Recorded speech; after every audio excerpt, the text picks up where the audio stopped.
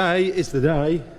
Mr. Powers, fuel tank, battery box, packers are going to paint.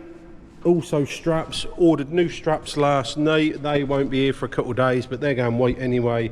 This is going to be another mini episode filmed on the struggle cam.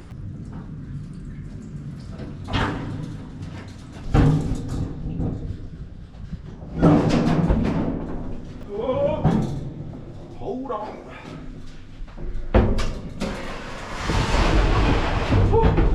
I got it in. Get the rest of the bits chucked in there, and then I'll get to the paint shop. Right, that's got everything dropped off at the paint shop at Kirk Coach Works.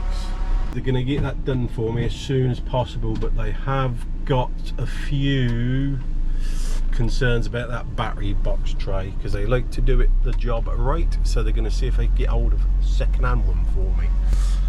But we will see. Right, I'll come back to you when I'm at the workshop. So I just got back from the paint shop. Well, after paint shop I went to Rates Tools, get some supplies, got some gloves, and I got a bit of solder, a bit of flux, because I got to solder some bits up on Tim's RC cars. So here I'm going to show you what happens now. So that goes to the paint shop, and that leaves me here with absolutely nothing to do on the truck till it comes back from paint. So as we're trying to be efficient here, I have other jobs that I can do. So I have jobs on that I can do. I've got new straps coming. Once they land, I've got to take them straight to the paint shop. Steps, I think I've got new steps coming, so they will go straight to the paint shop as well. So on this, there's not much we can do. I have got to drill the holes here in the leg, because the leg's going to be moved out. I have to move the holes in the leg to suit them holes, so I'll drill and tap them in the bottom of the leg. His sender unit doesn't work, so I was going to have a go at getting that working for him. There's a lot of bits and bobs that look, that's very dry and brittle on there. I don't like it. Then on here he's got a cable tie holding that on. I mean, if we turn that rubber out, that would help a little bit. I think it's loosey goosey because that gas strut there is dry as a bone. But I'm going to cut that off because the rivet that holds that pivot point in looks like it's worn, and I might try and stiffen that up a bit. If I can get that fixed up, I might take all that off and paint it black as a goodwill gesture. I want to make a nice job of this. This is his pride and joy. He absolutely loves this truck. So let's do what we can so it goes out here good. Can't do everything for him. Be a bit daft, but I don't mind doing something like that. That might be an hour of my day, and that'd make that look so much better.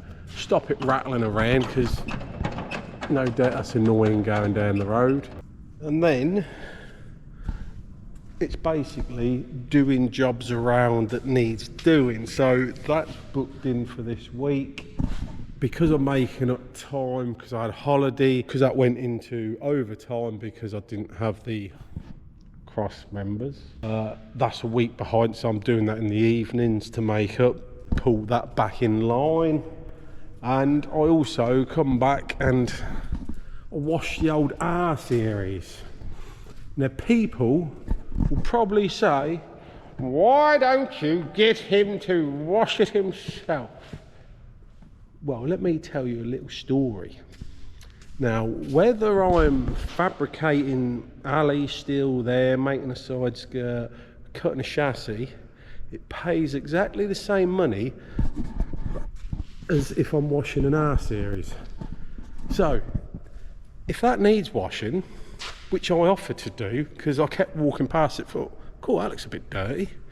Well, I've done something about it. Now I'm going to walk past it and go, cool, that looks clean. And there's nothing wrong having a bit of pride in the fleet, is there? Nice and shiny. The old tyres need a bit of black on them, but she's come up well. She's come up well. So why not have a nice clean fleet if you can? It sits here doing nothing. Who would have thought that, eh? Trucker Tim's truck sits at the workshop doing nothing. Went on a bit of a side track there, didn't I? That's how it works. Obviously, you need to run jobs simultaneously in the workshop, because like when things do go to the paint shop, you can't just sit there and do nothing then. So you have to have other jobs lined up. Now, I have also spoke to a customer this morning who wants some steel steps fabricating up for his pits. So I've actually got a price up for them. So he gave me a rough rundown. He took some photographs of his previous ones, and he said he wants some that abide by health and safety rules and regs. So I've got a price up to make them. I really want the forklift back now. Don't mean to keep going on about it, and it's all right going on to Tim about it, but it's out of his hands, you know. He wasn't aware it was going to take this long to do. I don't think the person doing it was aware that it was going to take this long to get done. I'm walking over a living trail and I shouldn't really. Let's keep that behind us. Yeah, so if we did, this workshop would look so much different, because we're having a big clear out. Let us say, I might even move some bays around. I don't know, we'll see. We will see. Steel bay is right next to the alley bay, and I don't like that. I'd much rather have a steel bay here, an alley bay there. Gives me room to park lorries in here on the angle, so you get one in there, one in there, one in there, and then another one next to it at a squeeze. So you'd get at least three lorries along here, which would be one, say 2, 3. So then that clears this, and then with a runway down the middle, we'll move that trailer over that way. Said I want to keep the trailer behind me on there, I'm just not showing you inside though. 4 series laid down, bang there. That lot scrap, that silver Volvo. Kyle's Volvo will be packed up out the way somewhere. I need the forklift to put the boxes back on there. That's my little update for the time being. I'll set you up on camera here when I start messing around with this, so we can just have a little look at that together. I'm back on chest cam. I tried head cam last night when I was washing the battery box for this, but I probably had, I don't know, I was half hour before Tim came out and said, I don't think it's actually aiming at what I was washing. So that's not a good one, because I can't see what I'm doing on the screen. This one I can just sort of see between my chest and the camera on the screen what I'm doing.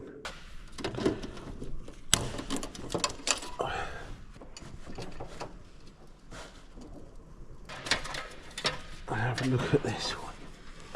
Look at the play in that. Now this does have the potential for turning into an absolute nightmare job if I'm not careful. I think right, that rivet there, that's tight, so that pivot point is tight. I think it's more that one and that one. This one's good, that one's good. Put a new bolt in there, that's what I've got to do. Because it's got that much play, that would normally jam up there, which sets, can you see the gap in there? But I can change that with the little rubber. I'll show you inside in a minute. I'll change it with the rubber so it sits in further. But what it's doing is going there, and then where it go tight, if that rivet on the pivot point had no play in it, it would stop there. But because it's got play, it's allowing it to come past. That rubber there, you can wind in and wind out Wind it in, make the gap right.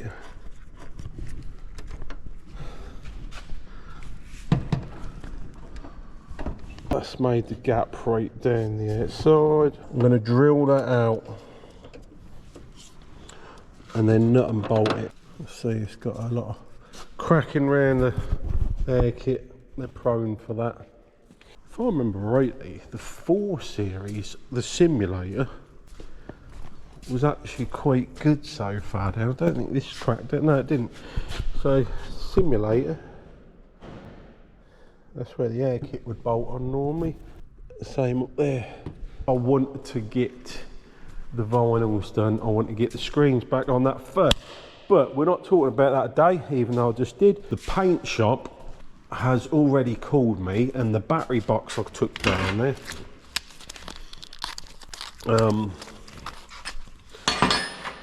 They've said is no good. So, had to order a new battery box cover. Which, believe it or not, a new 4 Series battery box cover from Scania, £1,000 just for that battery box cover. So, with that being said, and I know that's not in the budget, I went, oh no.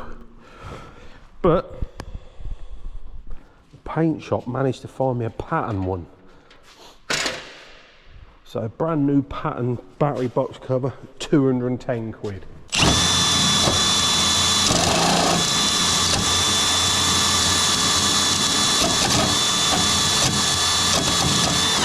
Cool. There you go. That is the pin. Oh, she's really worn. She is really worn. So I bet this is loose as a goose now. I'm going to shim all that out. That's 8mm washers. So I'll have a look in my bolt rack. Got a flange nut, got a nylock. A nylock, it's got a nylon inside, and that locks the thread of the bolt to the nut.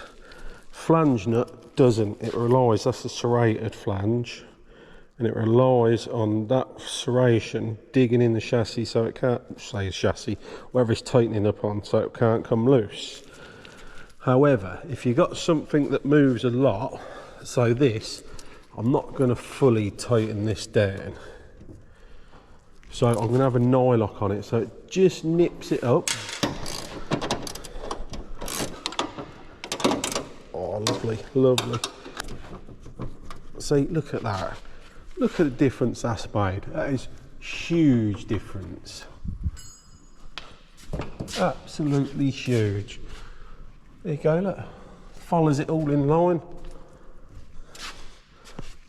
I'm well chuffed with that. Right, that's that little job done. Where to now? What do I do next?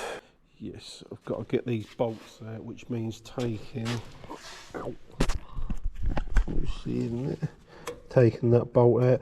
Got to take that cable carrier out so that all comes out the way so I can get that bolt. I'm going to disc cut that bolt off so that one doesn't have to come out so far. I might actually cut them all, thinking about it. Because when I put that bottom one back in, I could put the bolt from that way so the nut's on the inside. So it's not too much of a problem, because I know half them bolts are going to snap off. Why do I know that?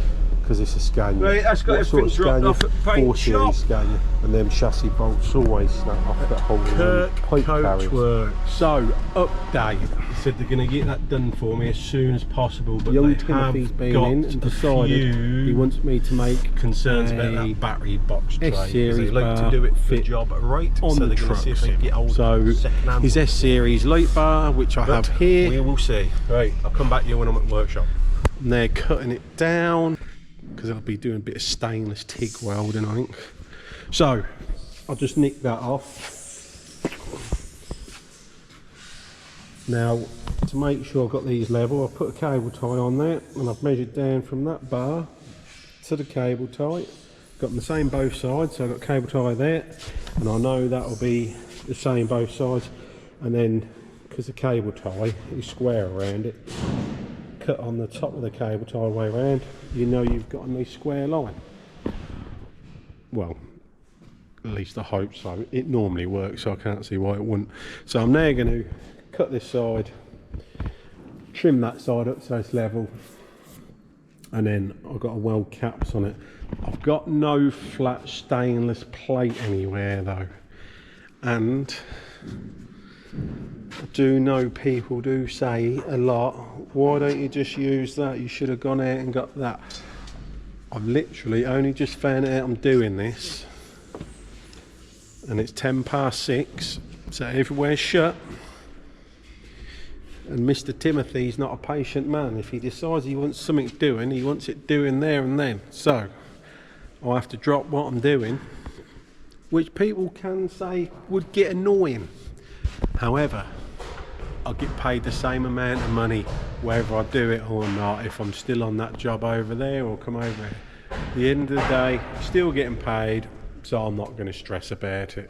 What's the point of stressing about it? It just makes your day go even worse, doesn't it? So just, all right mate, no worries, I'll crack straight on with that. So that's what I'm doing. So to get me out of that jam, I'm looking over my shoulder and everywhere because I had, oh I remember now, get the old 8-inch exhaust pipe. Now I'm gonna cut a square out there, and then I'll, because it'll have a slight curve on it, I'll hammer it flat on the old back of the vase, and she'll work a treat.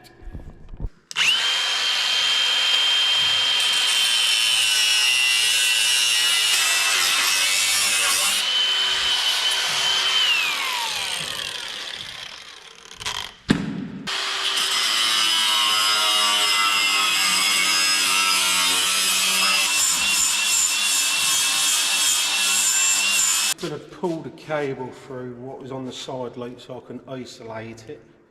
So if we do power it up later on, it won't be arcing out.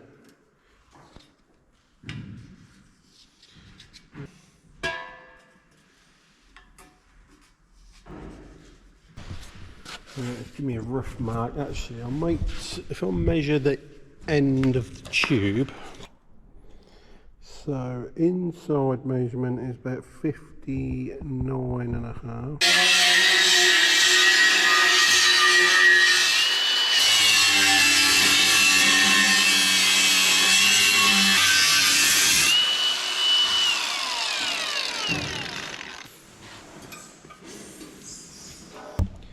Now as you can see, that's got a curve in it, so I've got to find a way of getting it nice and straight. So we go a bit rudimental for this on the floor.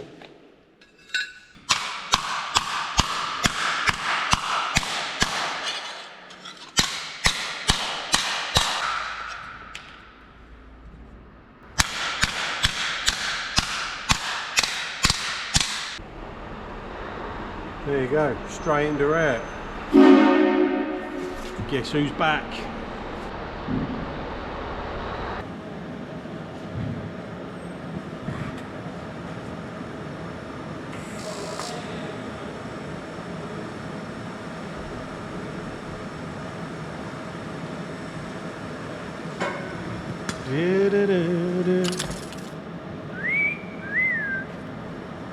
Give them a little grind up there, smooth them off, give them a little polish, and then time to work out where my brackets go.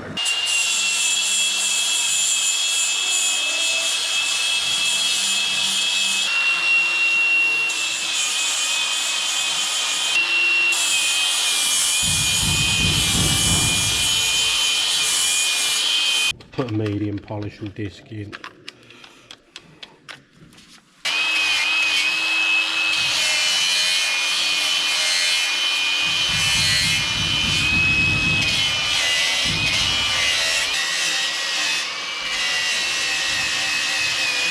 Rapid blend. blending pads. See how we get on with that.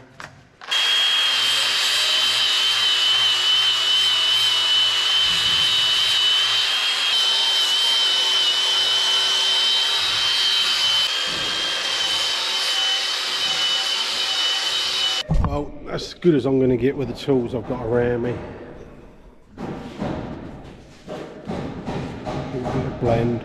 She doesn't need a polish to blend it in better, but that will do for now. Once that's cooled down, I'll hold it up so I can mount the brackets on.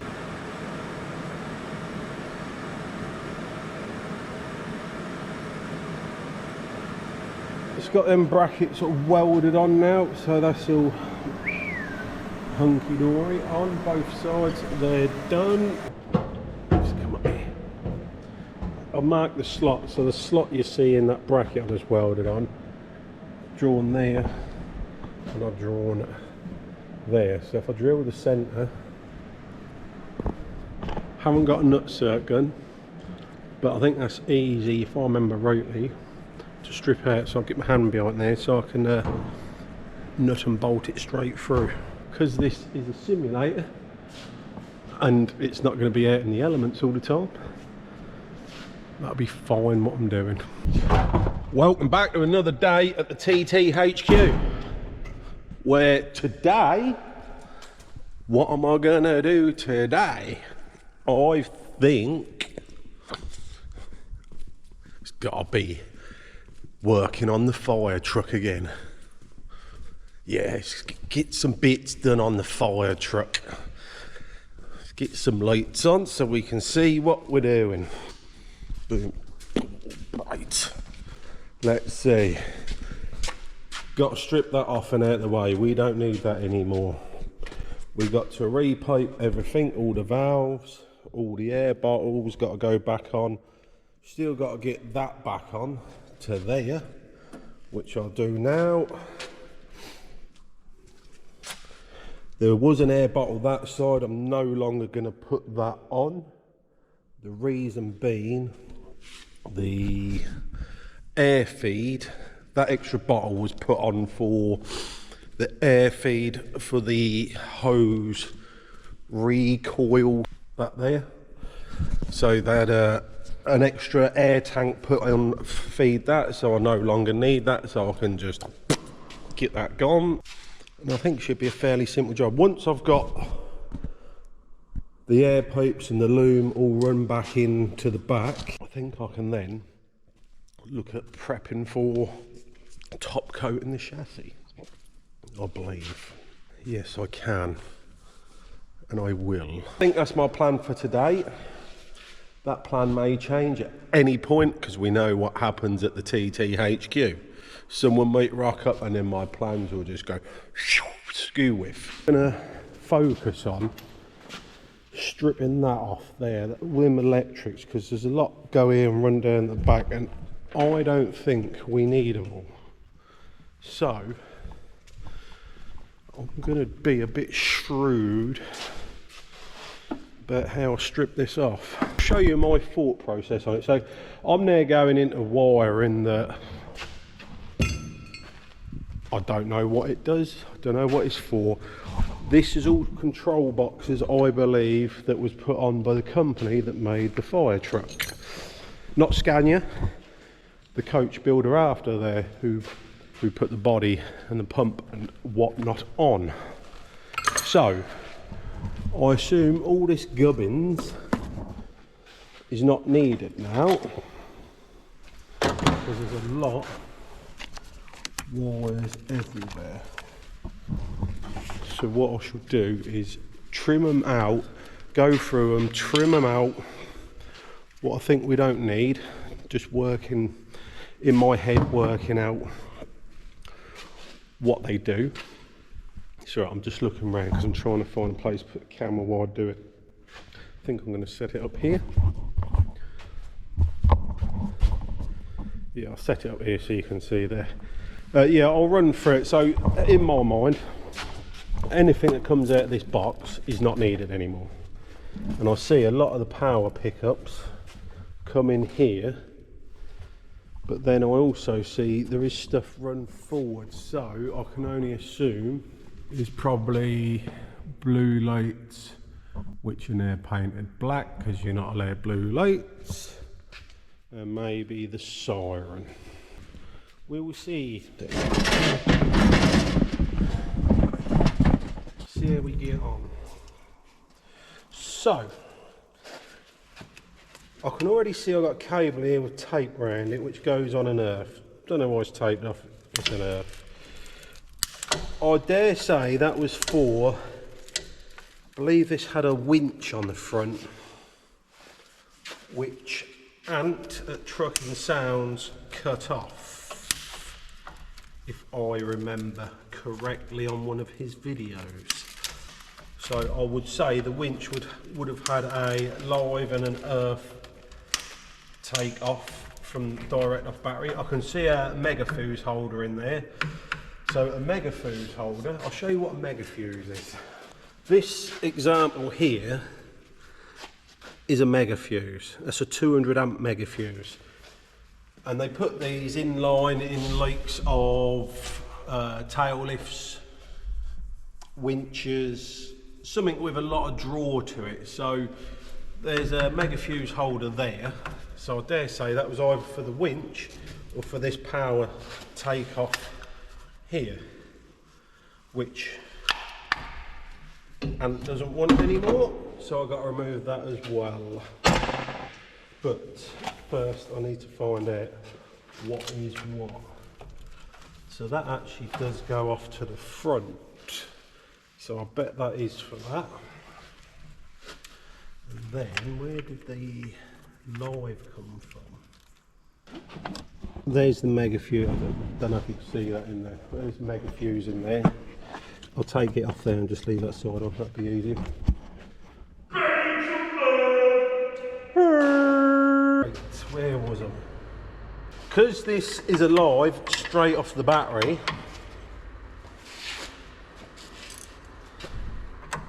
you have to be careful that you don't arc the spanner on anything that's earthed. So the earth I've taken off the battery, which removes the earth off the chassis.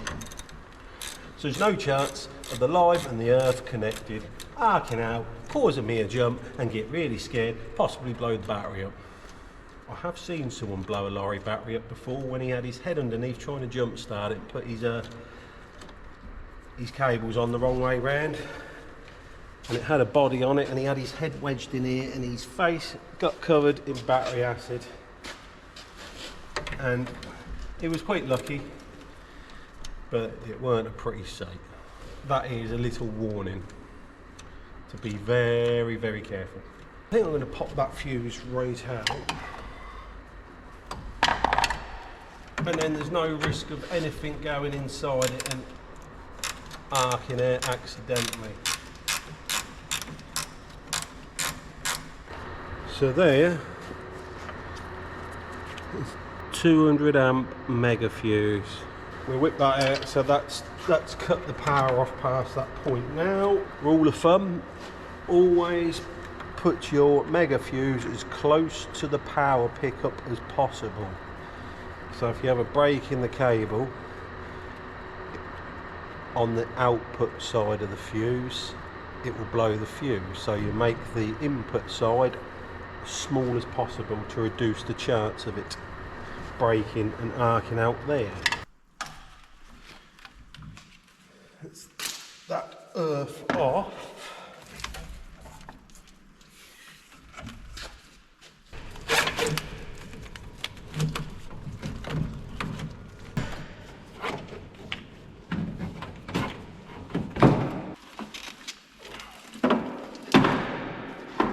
Hell of a lot of this stuff, pretty much all of it.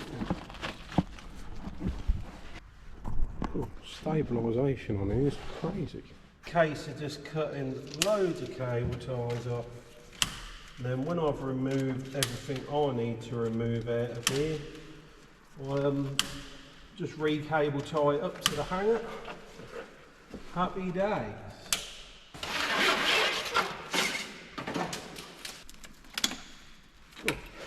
Some big old cables going there.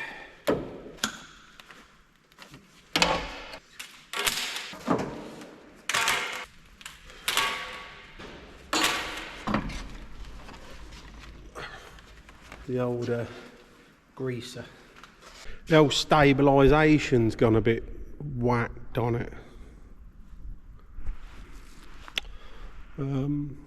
Welcome back to a new dawn and a new day at the TT HQ. Ooh.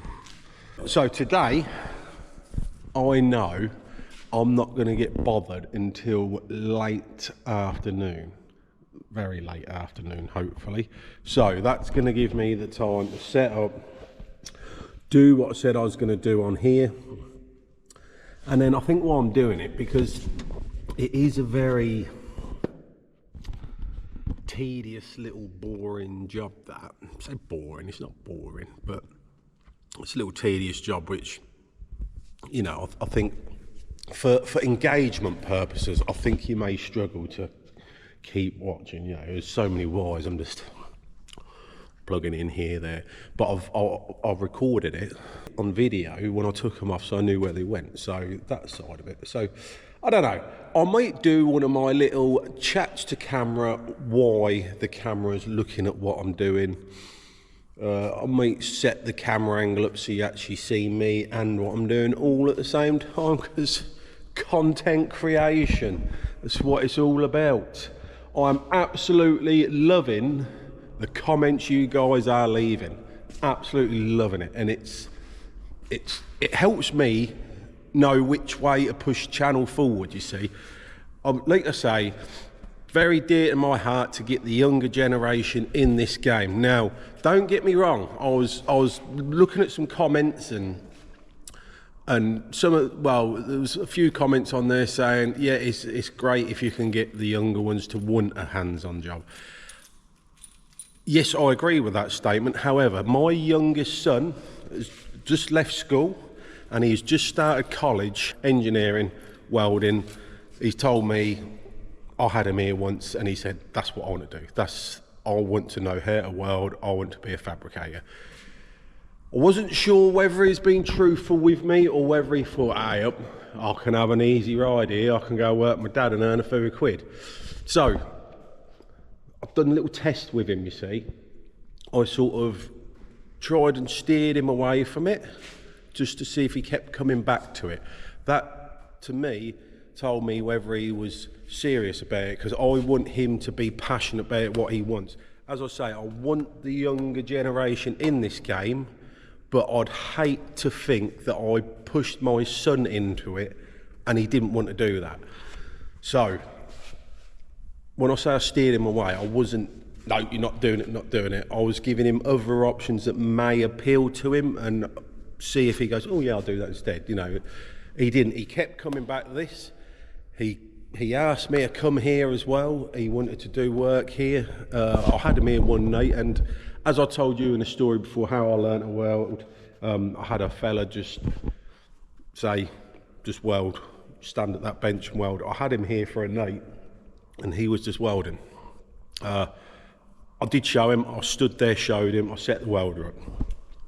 So he's still got to learn how to do that, but I just wanted him to get a feel for the welding gun and keep doing it. However, that being said, it isn't just the youth's problem not getting in this game. There's so many hurdles in the way now. So where I used to work, we had some apprentices. However, until they're 18 years old, they're not really allowed to touch anything. They can't pick up a grinder. They can't use a drill. If they do, they have to be closely monitored by a mentor who has to watch every step they do. So you was paying a fully skilled bloke who's mentoring an apprentice just to stand by there watching the apprentice do his work for him. Then the insurances now for a workplace apprenticeship, oh my God, the insurances is just, the hurdles you have to jump through is just unreal. So I had my son with me on his work experience, and the insurance I had to get in place for that to happen was unreal. You know, fabrication, trucks, working on lorries, it was through the roof, the insurance. So what I'm saying is, it's not made easy for these youngsters to get in the game. They're trying what they can. They have to stay in full-time education till they're 18, which I'm not going to get into that. I have my views on that, and I don't need to get into that. Do I? No, I really shouldn't. Need getting this wiring done before anyone turns up tonight, because that'll just waylay me.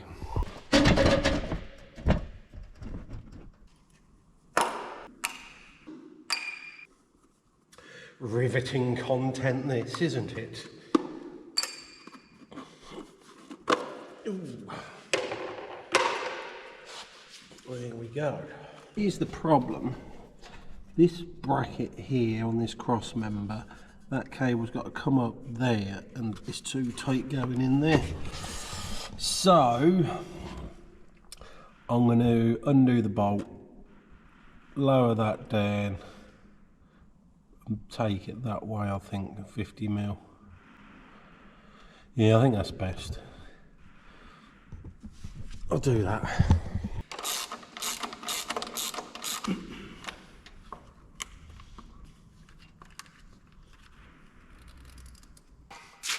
Tricky, tricky, tricky. Alright, I need to get this grommet in.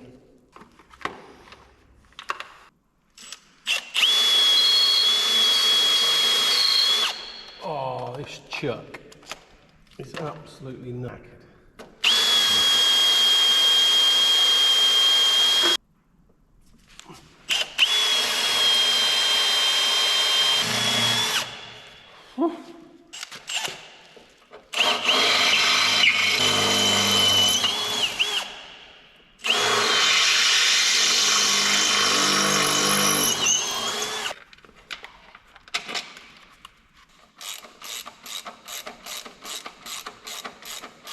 Right, took a bit of time. I'll try and find the video of when I took this off. I'm going to wait till I get to the bottom because I want to go in reverse. It'd be easier, I think. Or will it?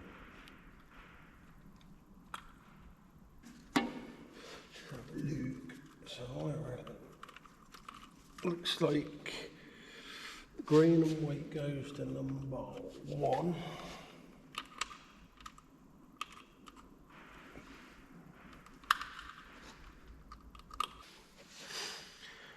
Red to 3. Now I'm saying 1, 2 and 3. If you look, I don't know if you see it. So the top row's 1, next row's 2, next row's 3, so on and so forth. So I believe this side is the power in, and then the other side is the power out to run the rear lights. I'm sure it'll be just fine. There. Oh, wait, okay. So it goes, the top is 1 to 5, both sides. And then it goes 6 to the left, 7 on the right, and it alternates then. So it's either left-hand side, right-hand side, or near side and off side.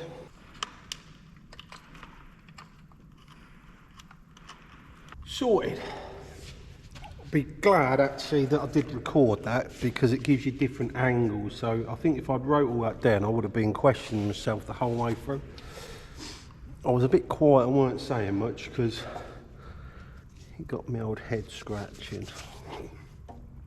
But it's alright, but now I've got to run my new 7-core cable from rear light looms. Right.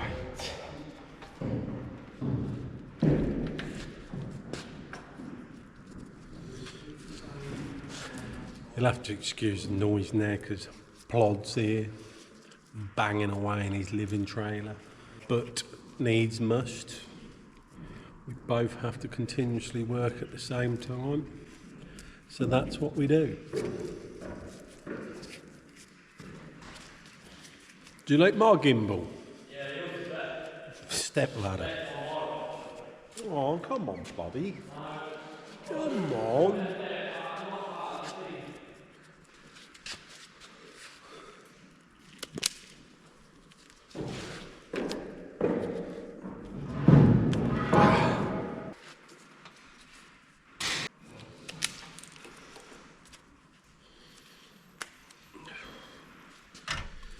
So,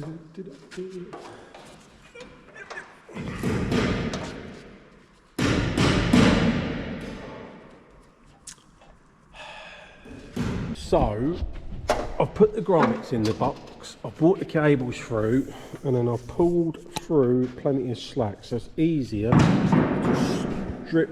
Can you keep the noise down? Sorry. It's easier to strip the wires here, crimp new ends on, and then pull the slack back through the junction box. These are wire strippers.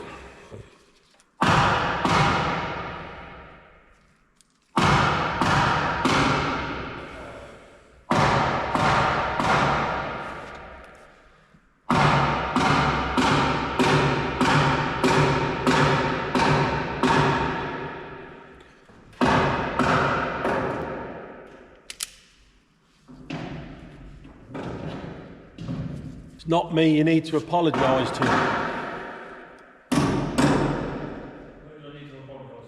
My viewers. You're spoiling their experience of this video. You can go out. Stop sulking.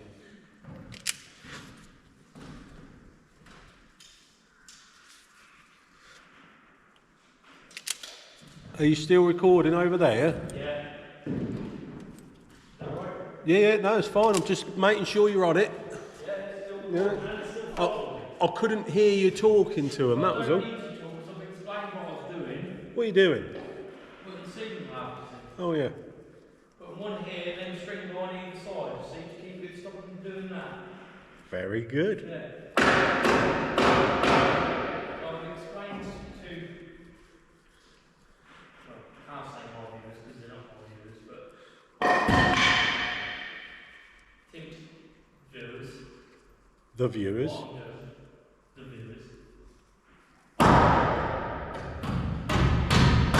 I think we should have a build-off challenge one day. Steel versus wood. Yeah, what? Don't know. So if you've got any suggestions what we could build in our challenge, leave a comment below and let us know. So I'll strip the ends off each one. And then, only then, put an insulator crimp on. These are the crimping pliers, 3 different sizes. You've got the red, the blue and the yellow. Blue is the mid-range size, red is the smallest, yellow is the biggest. I know this is all quite well-known stuff, but if you don't know, you need to know it from somewhere. You may as well hear it from me. So, that's that. And the principle of this is,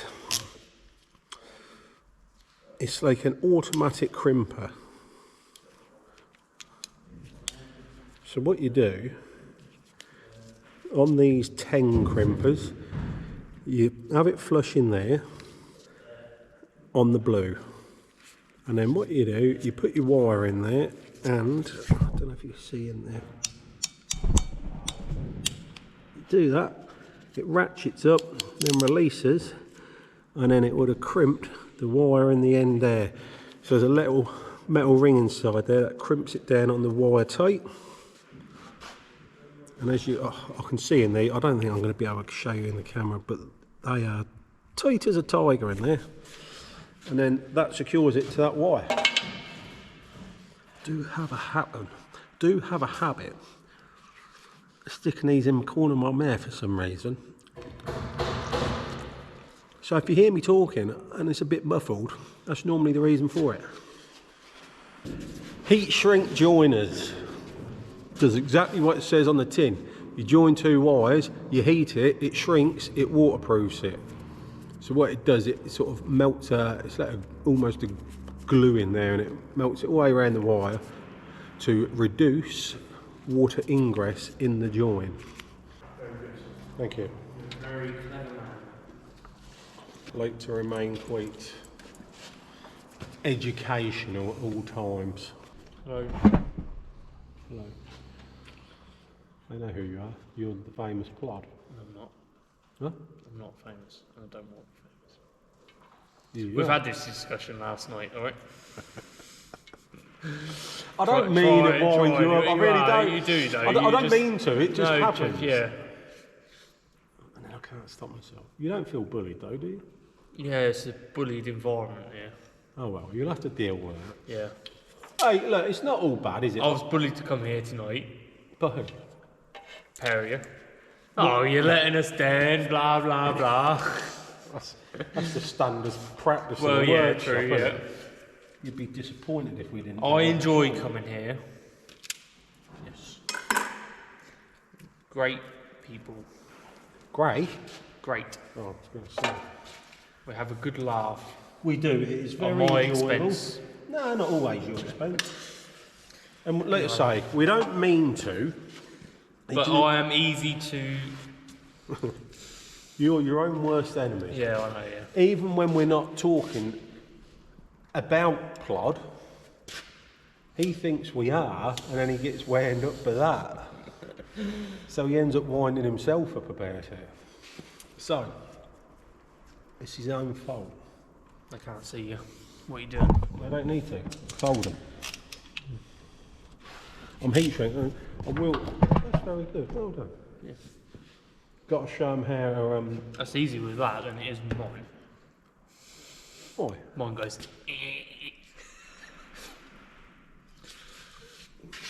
No, okay. No. I was going to show the viewers your. No, because that's different. That's not been... Yeah, I can't. No, that will be on for this, so... So you see in the end there, after it's crimped,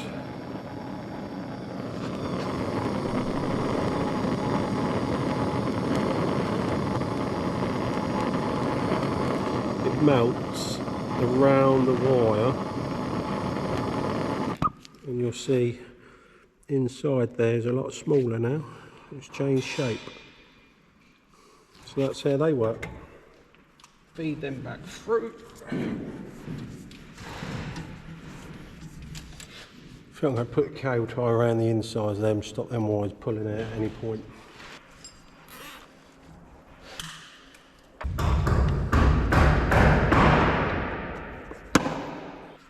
That is that. I'll coil these up and clip them under the chassis.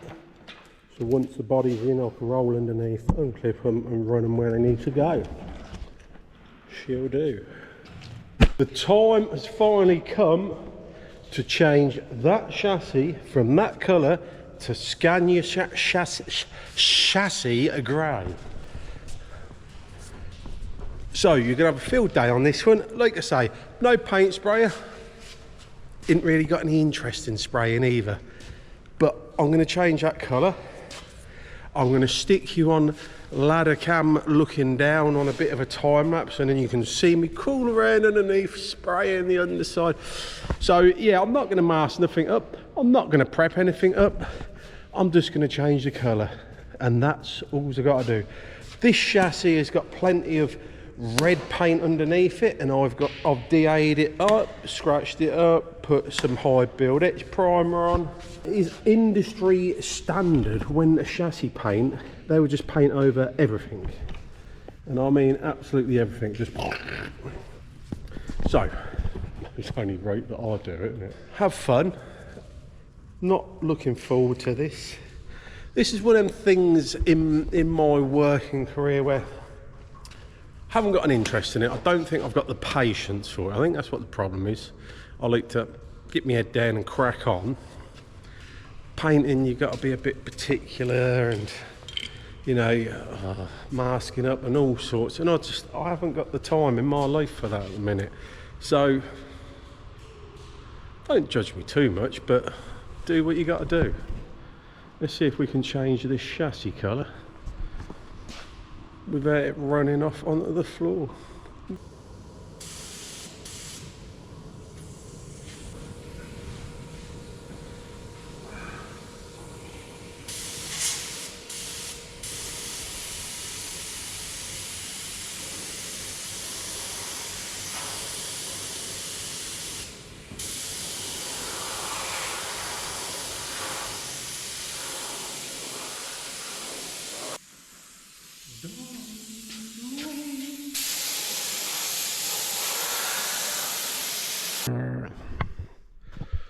Well, I think we can safely say that every paint shop in town is safe. I shan't be taking up a new career in painting. As I explained before I started painting, not my bag. Don't know why. Don't know, I had a mask on, it still goes up my nostrils, but there you go. So, I have succeeded in what I wanted to do. I have changed the colour from light grey to Scania chassis grey, as you probably see on the old overhead time lapse. But here she is, and I'll tell you what, she is not too shabby. She's come out quite well. It's quite lucky because it's a second-hand chassis. There's a few little pits in there. I wanted to put the paint on really, really thick, and it'd sit inside them pits as well. So it's on there really, really thick. Probably still going to give it another coat. I've still got a few more things to bolt on the chassis yet, but I'll get all the body mounting brackets on, and then just before putting the boxes on, I think I'll give it another coat of paint the night before. So that is the fire engine in the correct chassis colour. Happy days. She's nearly finished. Nearly finished. Which is good because I have got a lot of stuff piling up for me to do. And then I've got to see what I'm doing my next build episodes on. I'm doing little bits and bobs around the workshop. I'm filming a bit of everything, but it may go into different videos here, there and all over. But we will see. I have got the Mercedes car to do. Now I've got an idea what to do with that once I've finished it. So, look, the old cogs are whirring away up here. So I've got to do that, but I think that'll just be a one-part thing. The trouble I've got with it is, and it's why I'll probably put it off up to this point, I've got to be underneath it, taking the subframe off the back. And it's going to be so hard to film because I can only get it up as high as the axle stands will allow. So it's not going to be easy to film. It's not a case of just set a camera up and off you go. You're not going to be able to see anything underneath there. So I've got to come up with a solution for that. So once I've done that, this fire truck out, I want a big tidy up in here. I want a new move around. I don't like that I've got a steel bay right next to an alley bay. Don't like that bit of cross contamination. So I'm thinking, keep the steel bay where it is. Alley bay over in that corner. We'll get rid of all that lot. But anyway, I think that'll do me for today. It's quite late on in the afternoon, so that will do. Boom.